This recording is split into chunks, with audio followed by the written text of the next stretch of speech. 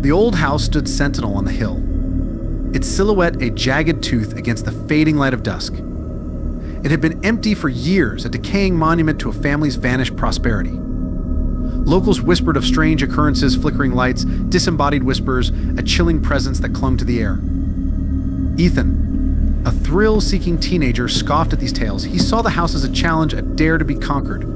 Armed with a flashlight and a morbid curiosity, he snuck onto the property one stormy night. The wind howled through the broken windows, carrying with it a scent of damp earth and decay. The front door creaked open with a groan, as if welcoming him inside. Ethan, adrenaline pumping, stepped through, the darkness engulfing him like a suffocating blanket. His flashlight beam cut through the gloom, revealing dust-covered furniture and cobwebs clinging to the peeling wallpaper. He explored the ground floor, each room a chilling testament to the house's abandonment. In the dining room, a set of mismatched chairs sat around an empty table, as if a meal had been interrupted mid-course. In the living room, a grand piano stood silent, its ivory keys covered in a layer of grime. As he climbed the creaking stairs, Ethan felt a prickling sensation on his skin. The air, thick with the scent of decay, seemed to hold its breath.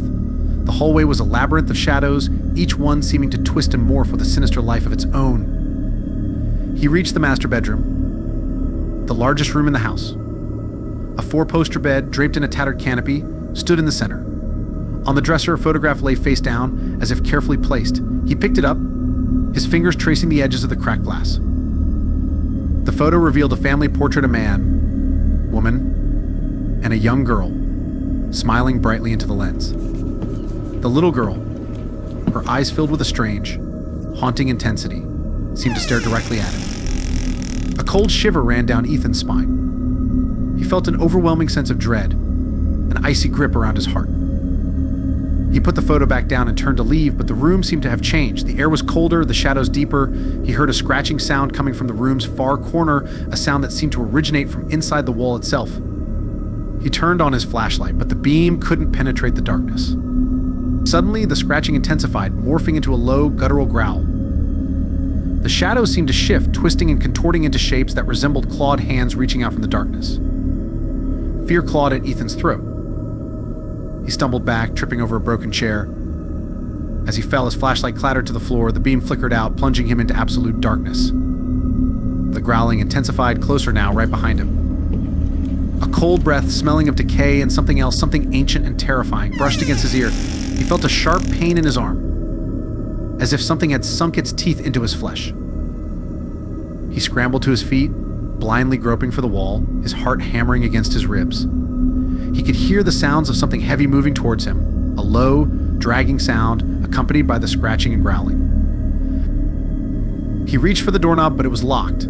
He rattled it frantically, the metal cold and unforgiving beneath his trembling fingers. He heard a scratching sound on the other side of the door, as if something was trying to claw its way in. The heavy, dragging sound stopped right outside the door. He could feel a cold presence pressing against the wood, a presence that exuded an overwhelming sense of malice and evil. He knew he was trapped, that the horrors he had scoffed at were real. The doorknob rattled, the lock gave way with a sickening click. The door creaked open and Ethan saw a single glowing eye staring at him through the darkness. A wave of terror washed over him, paralyzing him with fear. He couldn't move, couldn't even breathe. The eye, a piercing yellow against the pitch black, seemed to fix him in its gaze, a malevolent presence radiating from it. He could hear the low, guttural growls, the scraping of claws against the floorboards, coming closer. The air itself seemed to crackle with energy thick with an ancient, primal fear. Then he saw it. A shadowy figure, tall and gaunt, emerged from the darkness. Its form was indistinct, obscured by the shadows, but he could make out the skeletal outline of a long, bony hand, dripping with something that glistened unnaturally in the darkness. The creature moved with a chilling grace, its movements silent and deliberate. The glowing eye, like a beacon of malevolence, was fixed on Ethan, its gaze piercing through him, drawing him towards the unknown. As it drew closer, the stench of decay and something else, something unutterably foul, filled the air. The creature's growls turned into a guttural shriek, a sound that echoed through the house, vibrating in his bones.